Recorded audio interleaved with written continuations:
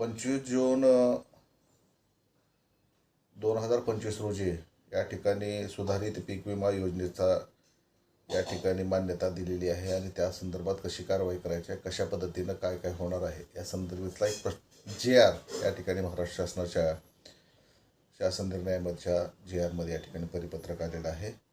तर या परिपत्रकाच्या अनुसारच ₹1 जो विमा शिंदे सरकार आल्यानंतर चालू झालेला होता, तो ₹1 विमा या ठिकाणी 9 मे 2025 रोजीच्या मंत्रालयीन बैठकामध्ये या ठिकाणी रद्द करून नवीन पद्धतीनं, म्हणजे अगोदर जसं आपण हेक्टरी शेतकऱ्याचा हिस्सा विमा रक्कम भरून केंद्र शासन काही हिस्सा भरणार, शेतकरी काही बसणार, केंद्र आणि राज्य सरकार काही भरणार, अशा पद्धतीनं पूर्ण हप्ता भरून विम्याचं संरक्षण घेतलं जायचं.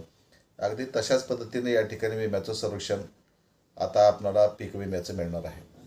तर आता पीक विमा ₹1 होणार नाही आणि विमा खरीपाचा 2025-26 सालाचा खरीपाचा विमा या ठिकाणी 1 जुलैपासून सुरुवात होणार आहे.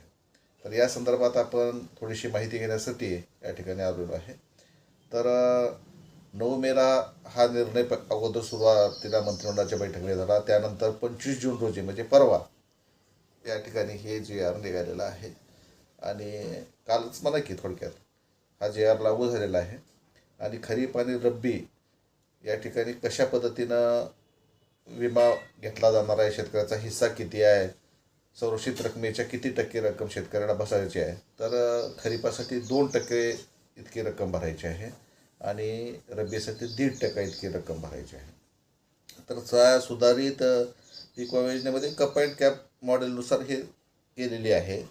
तर अशा पद्धतीनं आता जो विम्याचा हप्ता बसणार आहे हा ₹1 तर नाहीच. ₹1चं सगळ्याच पिकासाठी ₹1 प्रमाणे जे होतं ते ₹1 भरून घेऊन त्या पिकासाठी विमा देत होता, ते विमा रद्द झालेला आहे.